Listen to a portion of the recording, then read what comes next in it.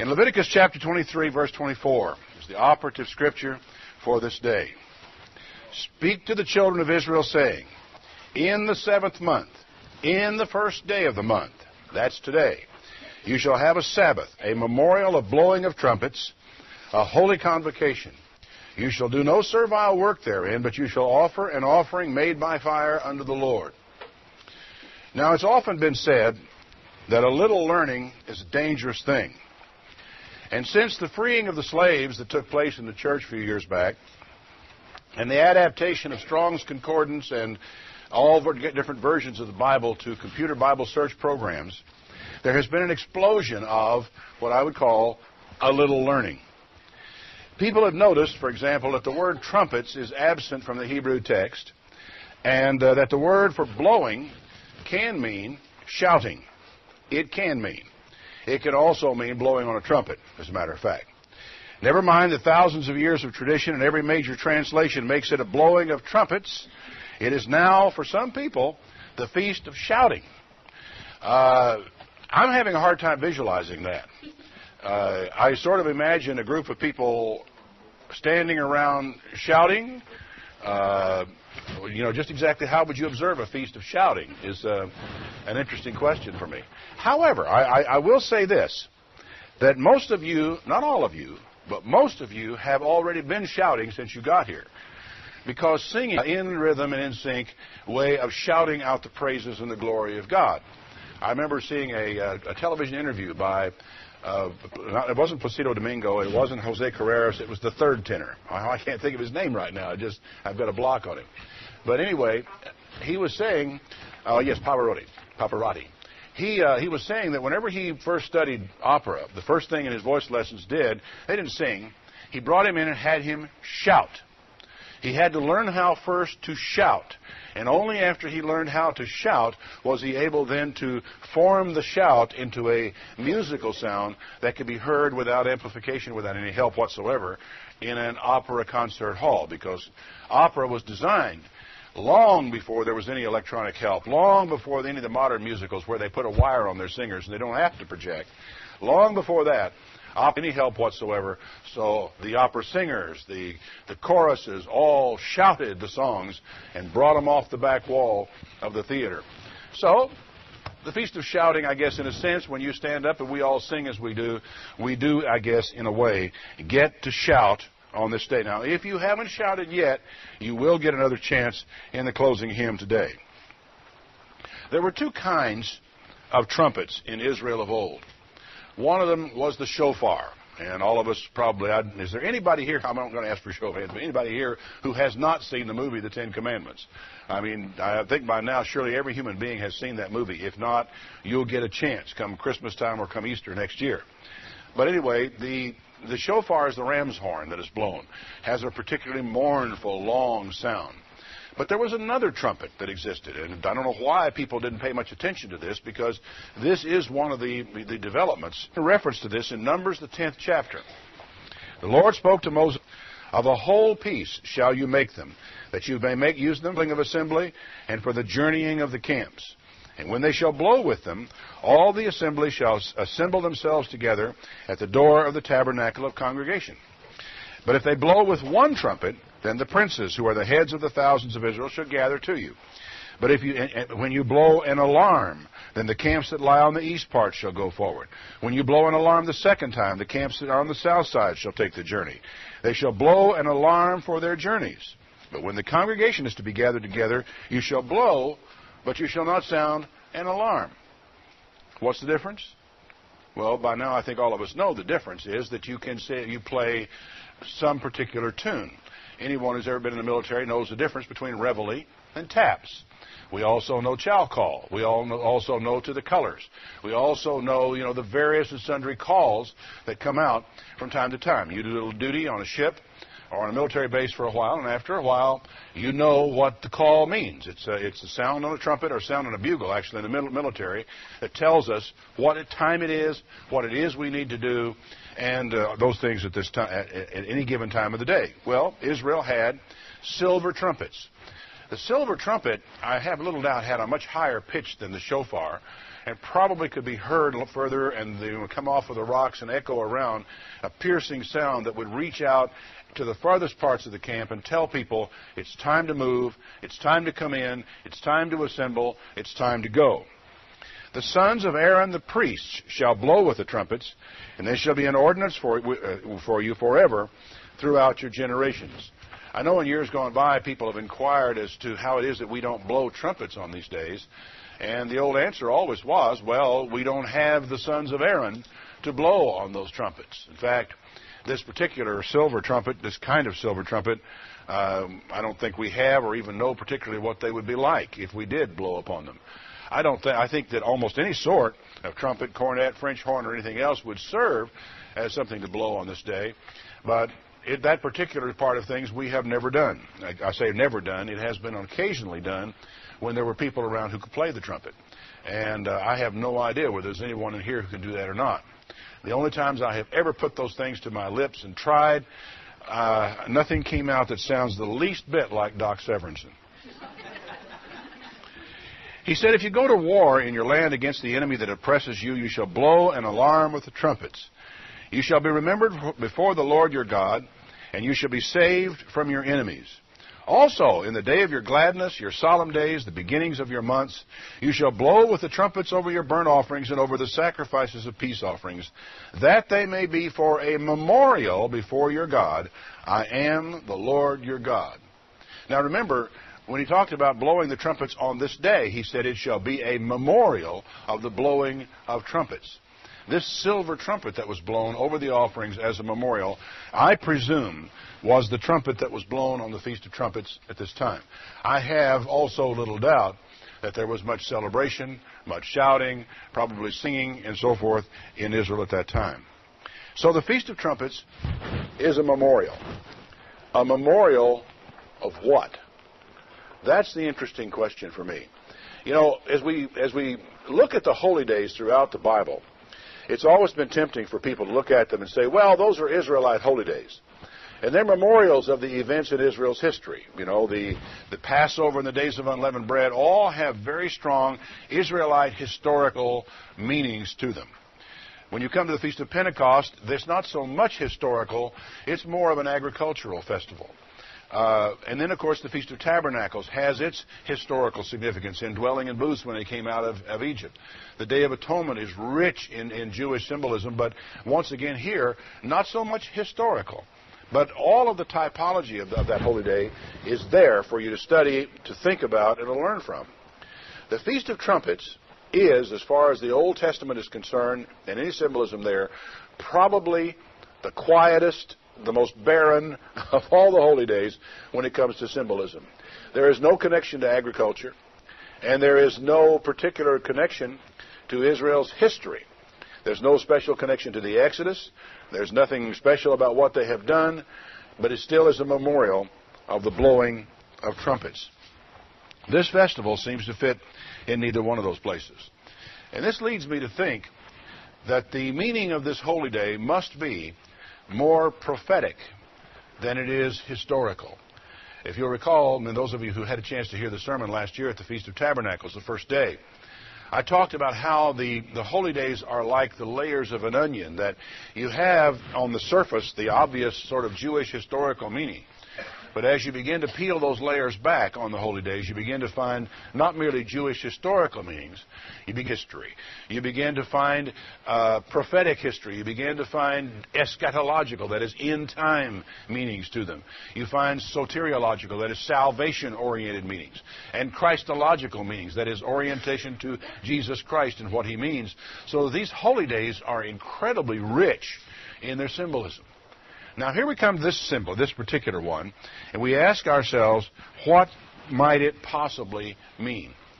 The only place I know to go in the Bible to try to get the book of Revelation, for there is no place in the Bible where trumpets are so vividly brought forward with the significance as they are here. If you'll turn to the 5th chapter of the book of Revelation, John has been in vision ushered into the place of God's throne. And as he comes into this place, he sees God in vision, not in reality, but in vision, on his throne, the 24 elders all about them, and all of the glory of God that is there. And he says in chapter 5, verse 1, I saw in the right hand of him that sat on the throne a book, written within and on the backside, and sealed with 7 seals. And I saw a strong angel proclaiming with a loud voice, Who is worthy to open the book and to loose the seals of this book? And no man in heaven or in earth nor under the earth was able to open the book, neither to look therein. Now, I don't know what to make of this over the earth and under the earth. I have an idea this is nothing but an idiomatic expression which says we didn't find anybody, no matter where we looked, above the earth, below the earth, in the earth, around the world. No one was found who could either open this book or look at it. And I wept because no man was found worthy to open and read the book or to read what was inside this book. It's kind of a strange thing. He is in vision, and I don't know if you've ever dreamed and cried or wept in your dreams. I mean, it's the strangest feeling. You just cry your heart out. Your eyes are dry. Nothing's happening to you physically. Anybody watching you sleep would never know. But you can be crying your heart out. And I've done that once or twice in my life. And I think of John in this vision just weeping like his heart would break. No one can open this book. And one of the elders said, Don't cry. Look, the Lion of the tribe of Judah, the Root of David, has prevailed to open the book and to loose the 7 seals thereof. So I looked, and behold, in the midst of the throne and the 4 beasts and the elders stood a lamb, as it had been slain, having 7 horns and 7 eyes, which are the 7 spirits of God sent forth into all the earth. Now, I think if you try to approach this thing literally and visually, you're going to really have a problem with this. I mean, a lamb with its throat cut, I suppose, bleeding, and with 7 horns and 7 eyes, it's the strangest thing. And I presume, John says that's what he saw, and I suppose that's what he saw.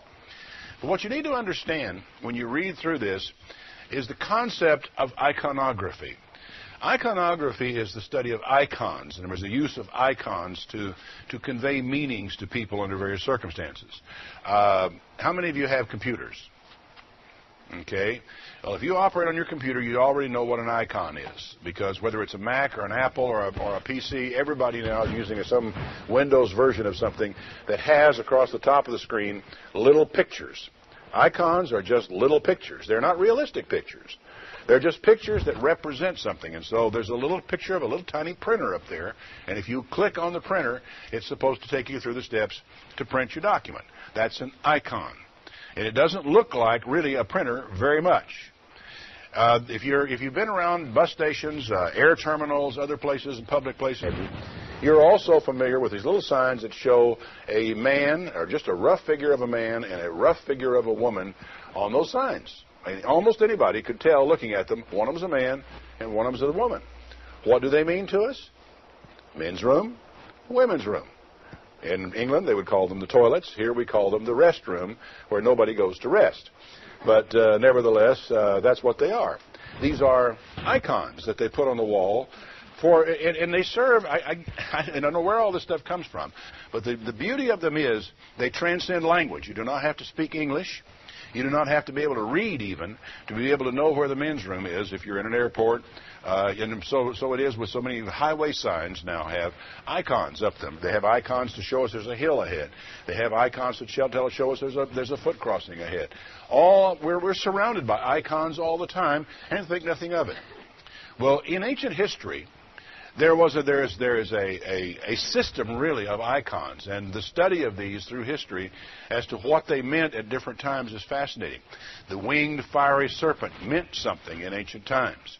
The lamb meant something in ancient times. And by this time for the church, a slain lamb had specific significance so that you didn't have to tell people what it was. They knew what you were talking about. The 7 horns, 7 eyes would have been understood probably by the church that first read his writing more quickly than many of us understand it today. We have to do research and study, go find out these things. And John was kind enough to tell us that the 7 eyes on this lamb are the 7 spirits of God that go to and fro in the earth. They look and see, and this is the way in which God sees what is taking place in the world. So the symbolism that you read, and it's really worth your time if you're going to be serious in studying prophecy, to study the icons when you come to them, and rather than taking them as literal things and trying to interpret them literally, it's far more important that you look at them as icons and say, okay, what does that little shape mean? Because the truth is, if you've been on your computer very long, you've come across icons that you don't recognize. And there are icons and little symbols in use that you say, what is this? And you click on it, and then you wish you had not clicked on it, as a lot of us have learned to our sorrow. So anyway, he sees a lamb as it has been slain with 7 eyes and 7 horns. And he came and took the book out of the right hand of him that sat upon the throne. And when he had taken the book, the 4 beasts and 24 elders fell down before the Lamb, having every one of them harps and golden vials full of odors, which are the prayers of the saints. Golden vials full of odors, which are the prayers of the saints.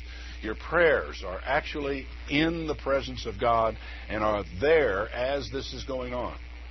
And they sang a new song, saying, you are worthy to take the book, to open the seals thereof, because you were slain and has redeemed us to God by your blood out of every kindred and tongue and people and nation, and has made us unto our God kings and priests, and we shall reign on the earth.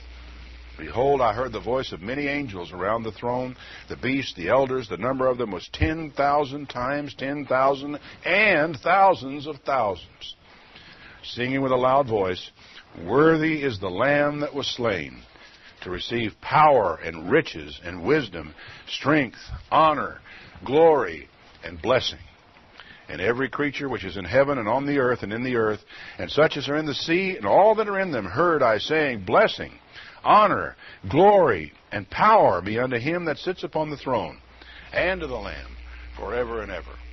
I don't know if you caught the rhythms, the cadences of my own reading of it, which come from the Messiah. I can't get them out of my head. This magnificent section. You can hear with a giant choir, but even the Mormon Tabernacle choir, as large as it is only is it 100 people in that choir, or maybe 150 or so? This choir goes up into the millions, and beyond the John's capacity to tell us, how many it was. I want to hear that. I really want to hear that. In Revelation 6, it says, I saw the Lamb open one of the seals. Now, I think if you study this through commentaries and so forth, almost everyone will say that what this is all about are the events leading up to the end of this age, the events that actually symbolize the end of this age. And we have studied them, to exhaustion, and trying to understand in some kind of detail, perhaps, what is going to happen as we approach the time of the end. Looking for detail is an exercise in futility. I'll just tell you before you start. Learn the iconography, learn the symbolism, yes, because that's important. But once you've come beyond this, you need to realize that what you're getting here is a painting with a very, very broad brush. And the more precise you are in your attempt to describe or visualize this, the more likely you are to be wrong. He says, I heard a sound like thunder, saying from one of the 4 beasts, saying, come and see. And behold, I saw a white horse, and he that sat upon him had a bow, and a crown was given to him, and he went forth conquering and to conquer. And the funniest thing about this, I believe the first time in my life that I recall reading this with any kind of attempt to grasp it, I assumed that was Jesus. Somebody sitting on a white horse, and had a bow and a crown, and he's conquering, conquering the Messiah, was what I would have thought. But the presence of the bow, as opposed to the sword that is presented that Christ will have in Revelation 19, is a giveaway that something is wrong here. And it took someone to point out to me years ago the comparison in this with Matthew 24 and the Olivet prophecy, so that I would understand the sequence of these things as they run right parallel to what Jesus said would happen at the end time. I'm not going to take the time today to try to go through that particular line with you, because that's a long and different subject. Suffice it to say that what this is about is not about Christ. It's about false Christs, false prophets who go forth conquering and to conquer. He opened the second seal, and I heard a second beast saying, come and see. And there was another horse that was red, and power was given to take peace from the earth. They should kill one another. And he was given to him a great sword. So comes, first of all, false prophets, then comes war. Finally, he said, Not finally, but next he said, he had opened the third seal. I heard the third beast say, "Come and see." And I looked, and a black horse. And he that sat upon him had a pair of balances in his hand. And I heard a voice in the midst of the four beasts saying, "A measure of wheat for a penny, 3 measures of barley for a penny, and be careful with the oil and wine." What's this about? It's about famine. The fact that there is very little to eat. And everybody is counting out the grains of wheat. When he had opened the fourth seal, I heard the voice of the fourth beast saying, "Come and look." And I saw a pale horse, and the name that sat upon him was Death, and hell followed him, and power was given to him over the fourth part of the earth to kill with the sword, and with hunger, and with death, and with the beasts of the earth. This is not what I call good times. These are the kinds of times that the Scripture tells us precede the return of Christ. And it took a while for it to soak in and realize that the return of Christ is very much a salvation event. That the return of Christ is necessary. If Jesus Christ did not return, what would happen to this world is ultimately the destruction of all flesh upon it. That's what we are looking at. One way or the other, it would all be over unless Jesus Christ returns and does something to keep that from happening. Then he opened the fifth seal, and I saw under the altar the souls of them that were slain for the word of God and the testimony which they held. And they cried with a loud voice, saying, "How long, O Lord, holy and true, until you judge and avenge our blood on them that dwell on the earth?" And white robes were given to every one of them, and said that they should rest and wait until their fellow servants and their brethren should be killed as they were, should be fulfilled. This is a little worrisome when you think about it. Because what it tells us is that we approach the end time, we're going to face incredible religious deception. We're going to face wars, rather widespread wars, famines, disease epidemics, widespread starvation, and severe religious persecution. Now, religious persecution is not going to be anything new. It's been going on for a long time. And it's going on as we sit here right now. There are Christians in different parts of this world being persecuted even as we speak. And you know, you need to pay attention to that. You need to read the stories of what these people are doing. Read the stories of what's happening to them. Because you need to understand what is in the minds of men who hate the Christian faith. And there are more of them than there are of us by a long shot. I don't care what kind of Christian you are. And if they have their way, the kind of things that's going on in Sudan, the kind of thing that's going on in China, Indonesia, and other parts of the world, of persecution of Christian people, where Christian people who just merely name the name of Jesus are sold as slaves on the auction block, where they are thrown in prison, where they are persecuted and tortured, these things will become, as we go to the end, much more widespread. What I read here is not a description of the world that you and I see out there right now. Oh, yeah, we got wars and rumors of wars. Oh, yeah, we got famines here and pestilence there. But the impression I get from this is that there comes a point in time where there is a change in the status quo of the earth, and it's when that first seal is broken open. So that I would expect that sometime in our future, our generation, the next generation, I have no idea of the timing of these things, because Jesus said to us, it's not for you to know that. It's for you to be ready whatever time it happens to be. But you know, I think it's a good thing when we're all driving up and down the road in our air-conditioned cars coming to church like this, and we're having lots and lots of food to eat here this evening, that this is not going to last.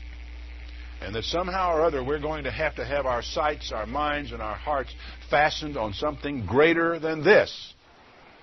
Or else we're going to be very, very disappointed and in a lot of trouble in the years that lie ahead of us now. And your security is not going to lie in having stacks and cases of food in your closet or under your bed in the guest bedroom. Your security is not going to lie in jugs of water in your garage or in your storage room here and there, or because you filled up a few trash cans full of water, as you know they're advising some people to do. Some people are advising people to do for the year 2000 possible calamity that comes up. We're not going to be talking about something like that you can prepare for 4 or 5 days to get through it. It's going to be much more serious than that. I'm not particularly trying to scare you. What I'm trying to point out for you is you really need to get clear in your mind what is important, what really matters, because so many things that we give our lives and we give our attentions to just aren't going to last, and they aren't going to matter. And the time may not be that far ahead of us. You and I have no way to know. We are supposed to be ready no matter when. He said, then I watched, in verse 12, and they opened the sixth seal, and there was a great earthquake, and the sun became black as sackcloth of hair. The moon became like blood. The stars of heaven fell to the earth like a fig tree casting her untimely figs when she's shaken of a mighty wind, and the heaven departed like a scroll when it's rolled together, and every mountain and island were moved out of their places. This is something here, boy. This description really is powerful. Do you realize what it's describing? Let me finish the chapter. The kings of the earth, the great men, the rich men, the chief captains, the mighty men, every bondman, every free man, hid themselves in the dens and the rocks of the mountains, and said to the mountains and rocks, fall on us, hide us from the face of him that sits on the throne, and from the wrath of the Lamb, for the great day of his wrath is come, and who will be able to stand? I cannot at all tell you that I understand or know precisely what's going to happen. But this description is absolutely consistent with what they tell us not only has happened in the past in the earth, but is absolutely certain to happen again. It's talking about stars falling to the earth like a fig tree that is shaken by an untimely wind. You know, you got a bunch of ripe figs on the tree, a big wind comes through, and you've got fig trees falling to the earth and a tattoo all over the ground beneath the tree. Do you have any idea what it will mean to this earth, to this planet you and I live on, whenever meteorites start pounding into us at that rate? We all had a real treat not long ago in watching a comet slam into, what was Jupiter, wasn't it, that a comet hit? And watched, and they were able through telescopes to get the whole picture of the thing together and enhance it so we could see it, the sequences of the blasts of the pieces of that comet coming into there. Jupiter is a huge planet. The first one of those pieces that hit Jupiter, had it hit the Earth, would have been the end. Just one. To me, because it seems that we have had this last year, we had two new movies actually on comets, asteroids, or what they call extinction events. But I didn't realize how many there are. They have been running from time to time on some of the different classic channels of movies and what have you, repeatedly over the past year. There's a movie called Comet. There are others, I forget the names of all of them. One of them is called, I think, Asteroid. That I did not realize how many movies they have made. And by the time you get through, sitting through, they ought to run a marathon on them some weekend, one disaster asteroid movie after the other. By the time you get through sitting through and looking at those things, and then you flip over to the Learning Channel, and you see a program that is not fiction. This is no fictionalized, acted-out movie. This is scientists talking about the problem. And they tell you it is not a matter of if, it is a matter of when. And you realize that the time will come when one of those things does slam into our planet. And then they showed me the other night, on one of the programs I was watching, this was, I think, on the Learning Channel about asteroids. And it was showed a computerized image of what happens when one of those things of a certain size hits the Earth. And the great plume and cloud of dust that goes up, makes its way quickly around the Earth, is not at all unlike what you hear here. There was a great earthquake, and there would be. You would feel it everywhere. And the sun became black as sackcloth of hair, and the moon was like blood. And the stars of the heaven fell to the earth like a fig tree casts her untimely figs when she's shaken of a mighty wind. And the heaven departed like a scroll when it's rolled together, and every mountain and island were moved out of their places. I have no idea what it was like when that big one hit down at Yucatan. There's some interesting stories. Even the shape of the continent down there is affected by the size of this thing. There were people who can tell you the story of what it was like up in Siberia when that one up there hit. They are just staggering in the power that comes in them. And these are small. These are small. I mean, these things come in the size of an automobile by the time they get to the ground, they do incredible damage over very wide areas. And they tell us that some of these things can be a half mile or 5 miles in diameter. And that is what, in one of the movies recently, they did a very good job of telling you what it was all about.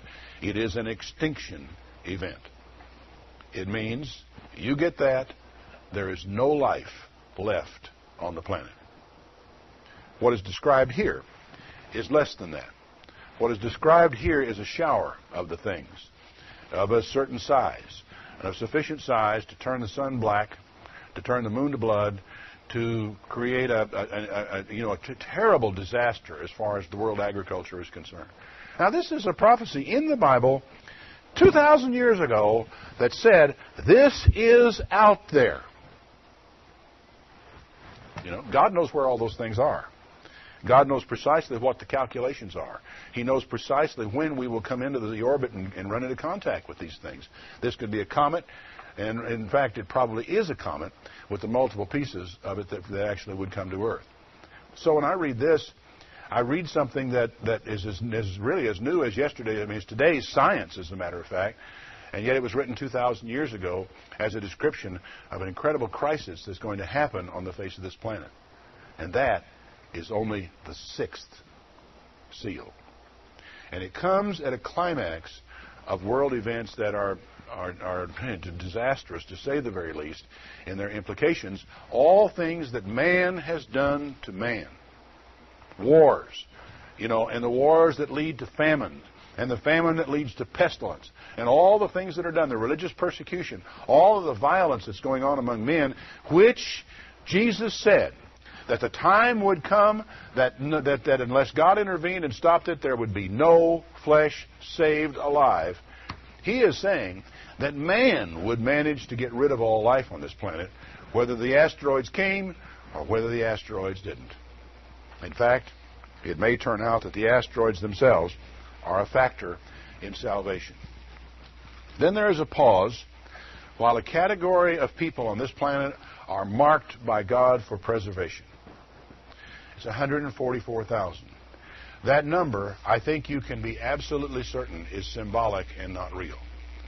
And exactly how the symbolism works and what it means is hard to say. It probably is a number of completion until the fullness of it, the total number I want, until the whole package is put together. Don't hurt anything more until I have sealed the servants of our God in their forehead, and the 144,000 are sealed.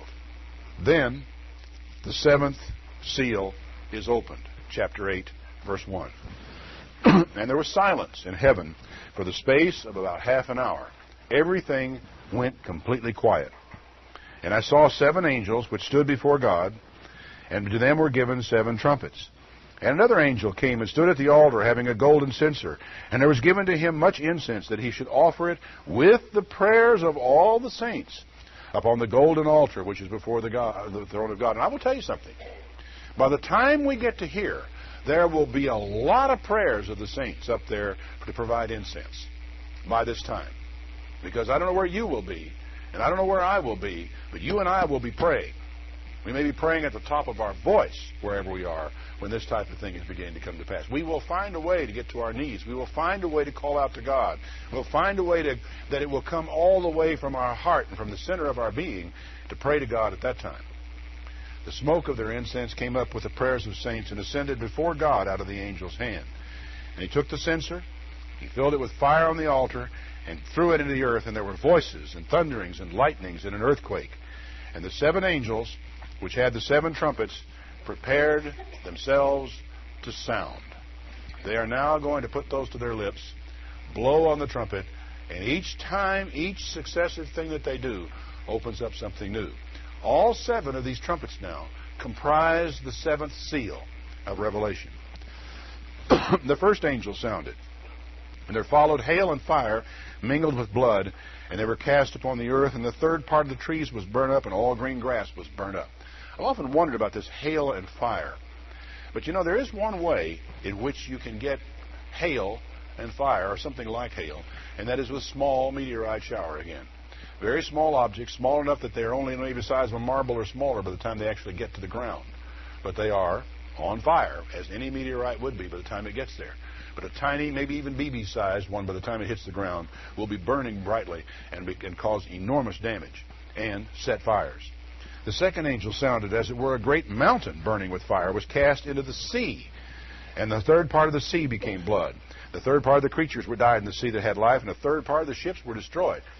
I think what you have here, again, is symbolism, perhaps, of a large meteorite hitting one of the seas, the ocean. And the result of that would be cataclysmic for all life in the area. When it says turns to blood, basically I think it means it died. Everything in it died at that point. And all the shipping in that area was destroyed at the same time. You know, it is almost as though God stands off with his shotgun with buckshot in it and decides that he's going to begin putting an end to some of this on earth, and begins to shower us with all kinds of stuff out of the heavens. And who knows? I mean, they have calculated, you know, as far as they know. I thought that they were pretty sure when they found this one that was going to pass us by, what was it? They thought it was going to pass by about 230 miles or something like, no, a little further than that, about 2,300 miles. They found like it's more like 300,000 miles. Everybody breathes a sigh of relief the thing's going to miss us. I thought, well, that means we're okay until 26 years out when that one was going to go by, because there's nothing else out there. And I was watching the show the other night, and it blew my mind right out again, because he said, no. We can only map and only have mapped a tiny little fraction of the sky where these things may come from. We could have one of these things come roaring at us tomorrow, because they have not been able to really go. You know, they have it's really an interesting piece of computer and telescope that they have. They are now doing this thing by computer and by telescope, because they map portions of the sky, and then the computer spots any spot of light that isn't where it's supposed to be on the next go-round, so that they can begin to pick these things out. But even with a computer working day and night, working hard to locate these things, they have still only located a fraction of the objects that are within some kind of problem area of Earth, and that doesn't deal with at all comets, which are out of our sight, which sometimes when they finally do come into sight, are only months away. So we face it. It is not surprising in a way that the sixth seal involves a major event, and then the first trumpet involves a lesser but still significant astral event. The third trumpet involves another large thing coming out of the sky, so that this doesn't it sort of fits with hitting an asteroid belt or something of this nature. The third angel sounded, and there found a great star from heaven, burning like a lamp, and it fell on the third part of the rivers and upon the fountains of waters. The name of the star is called Wormwood. And a third part of the waters became wormwood, and many men died because of the fact that they became poison as a result of what came down. And when I originally read that, in reading these things, many years ago, this was in the early nuclear age when we looked at these, and we sort of imagined that what we were seeing here was man-made weapons coming out of the sky like something like a meteorite coming out of the sky, but that caused some of this destruction, and that some of this might involve, first of all, nuclear weapons that killed off large portions of life, but then later also chemical and biological weapons. And there's an insanity in the world right now in the pursuit of weapons of mass destruction. And the fact that people are making weapons that can be carried in as something as small that you could hold in your hand, or you could tuck it in your purse. They could carry it to the water supply of a city like Dallas, and wherever that particular water supply went, kill everybody within a reasonable period of time from that one spot because of the disease which could be put in the water. They can come in and fly over your town in a little airplane and release spores of anthrax, apparently, through the town and kill off people in their thousands. The problem is that as they begin to work with these things, and this is something a lot of scientists have been worrying about for a long time, once you let that genie out of the bottle, how can you be sure where it's going to go, how far it is going to go, how much damage it's going to cause? And then I watched, I've got to start watching the movies I watch, because I saw this one called Outbreak not long ago. Where they are, these fear. I mean, it generates as a result of the realization that some stupid little virus carried by monkeys in Africa can get a foothold somewhere and start wiping out people in their millions. These things are out there. In fact, scientists are concerned that they're not only out there, they are as certain as the meteorites are if science doesn't get ahead of them some way. So the world, what's the message? The message is that if your hope is in this world, And where this world is going to go, you're on very shaky ground, and you need to be putting your hope on higher ground and planting it on a rock. The fourth angel sounded. The third part of the sun was smitten, the third part of the moon, the third part of the stars. So the third part of them was darkened, and the day didn't shine for a third part, and the night likewise. Don't know how that works, or what could possibly it could mean. Then comes the fifth and sixth trumpets, and we have long felt that what these indicate are opportunistic foreign armies that begin to form up and that generate the king of the south pushing at the king of the north. The king of the north come rolling against the king of the south. And the description of machines of war, really, if John had seen, if he had actually transported John in time to Vietnam and asked him to write what he saw, some of it would sound very much like his description of some of the stuff we have in Revelation. Because John never saw a helicopter. John never saw a jet aircraft. John never saw a rocket. And any ability to describe these things would have been well beyond his ken. And anything except, well, it was sort of like a locust, you know, a huge, giant locust. And it had stings in its tail. So, you know, if you understand these things, you can realize that John is in vision. He's seeing stuff that no man has ever seen before. And all he can do is give you his best shot at describing it. Now, what this all seems to be about is preparation for the return of Christ, in the sense that, I say preparation for it, it isn't intended so much as a softening up for the return of Christ. What it is a climax of events, both nature and human caused, of events that would end in complete and utter destruction if it were not stopped. And then we come down to chapter 11, which starts off with an insert about the two witnesses, and I'm not going to take any time on that today, for time moves on. I'm going to take you to verse 15, when the seventh angel finally sounds. The seventh angel sounded, and there were great voices in heaven saying, "The kingdoms of this world are become the kingdoms of our Lord and of his Christ, and he shall reign forever and ever."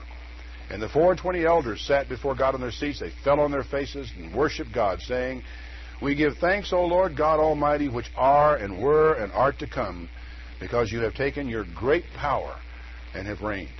It's a pity in a way that we don't have a song in the hymnal with these words. "The nations were angry, and your wrath is come, and the time of the dead that they should be judged, and that you should give reward to your servants the prophets and to the saints." Notice, you've got two things at work. One of them is the nations were angry.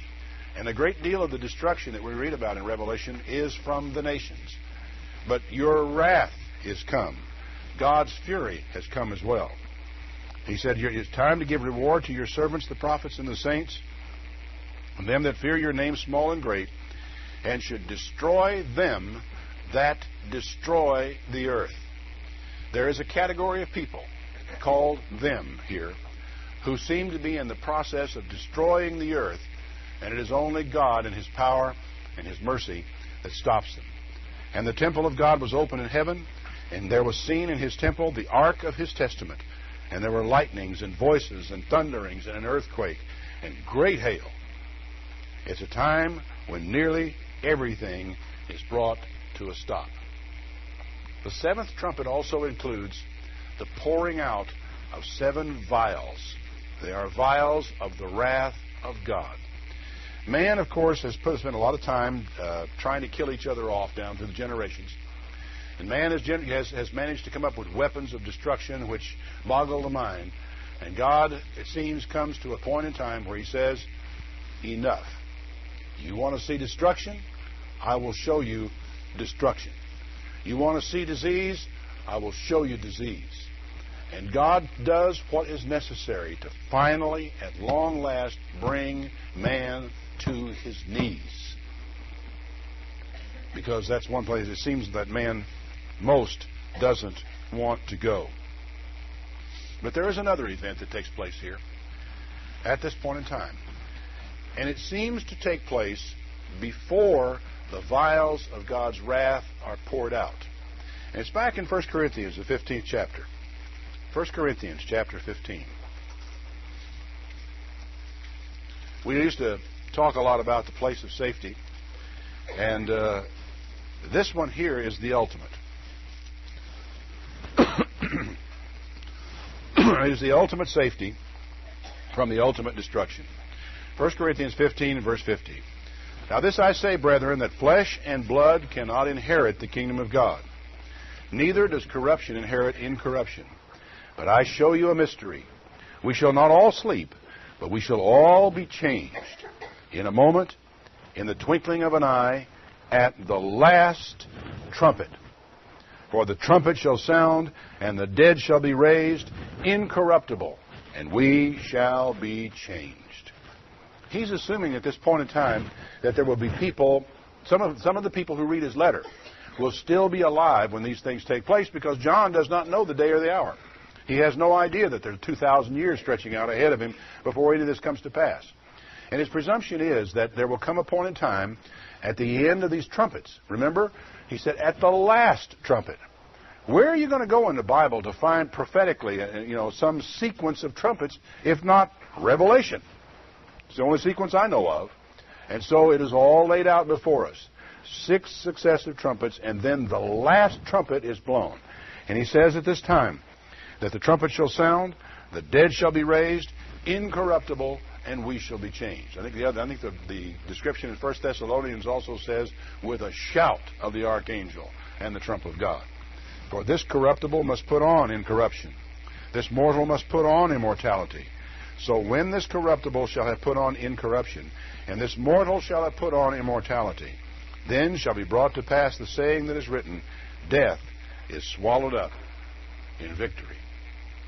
That there will be a resurrection, a change to spirit life of all the saints of God before the 7 vials of God's wrath are poured out upon the earth. Now, if you'll turn back to Luke 12, finally, in verse 35.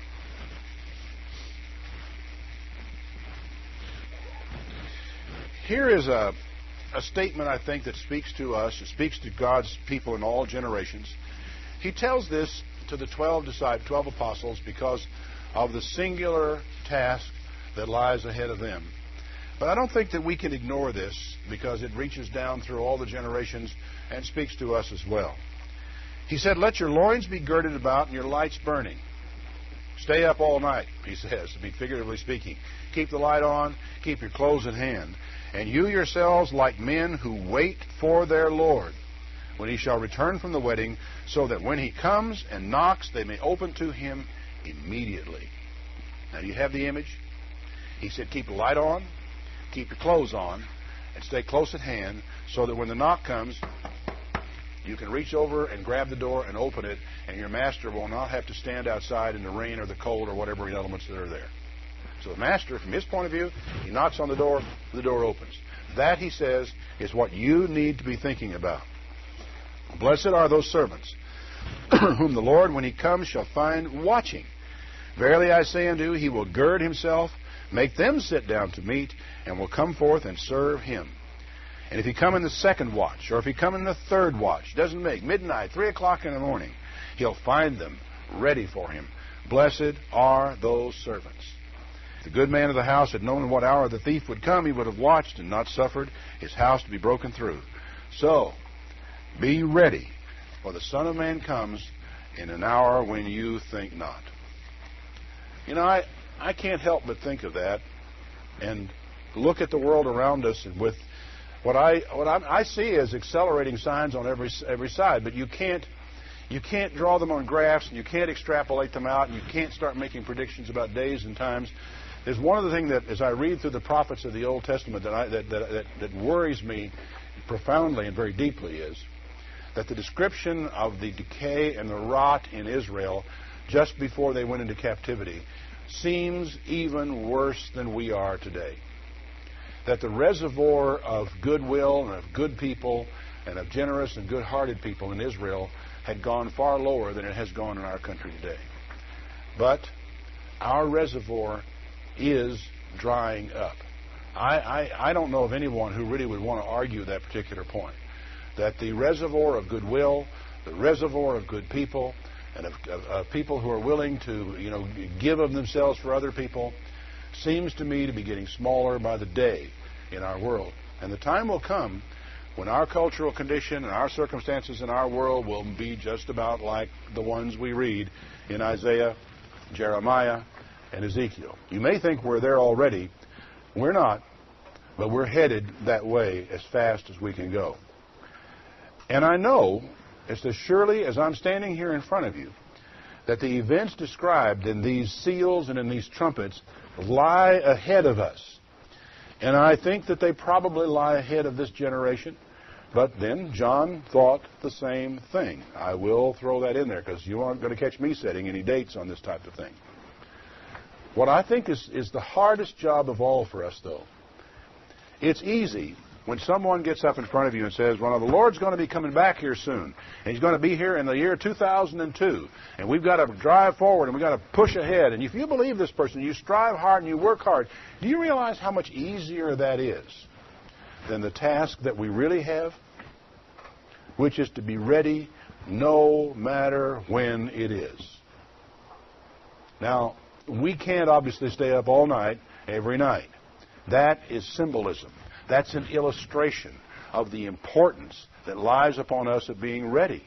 There is another parable where he says there were 10 virgins that were prepared for the wedding, and 5 of them were wise, and 5 of them were foolish. The 5 that were wise took their lamps and took oil with them in another vessel. The 5 that were foolish just took their lamps and no extra oil. And they all slumbered and slept. So it's okay for you to sleep tonight in your bed. But the point was that there was one group of those who realized that the Master could come any time, and they had to be prepared if it took longer than they thought they had to be prepared by taking extra oil with them in their lamps. Now, you don't have to worry about oil and you don't have to worry about lamps. That's not the point. The point is, in your spiritual life, in your walk with God, in your study of the Bible, in the Spirit of God flowing through you and out, through the love of God flowing out to you to other people, this is something you have got to work at constantly. And there is no time when it's okay with God for you to let down. There is no time when it's all right for Him to say, my Lord delays His coming. There is no time when you can begin to meld in with the world, be like the world, go along with the world, follow the world to hell in the handbasket. There is no time when that's all right. There's no interim in which you can go off and live the world's way and hopefully make it back just in the nick of time. Nothing like that. He expects you to keep your clothes on and the light on so that whenever the Lord knocks, you can open the door.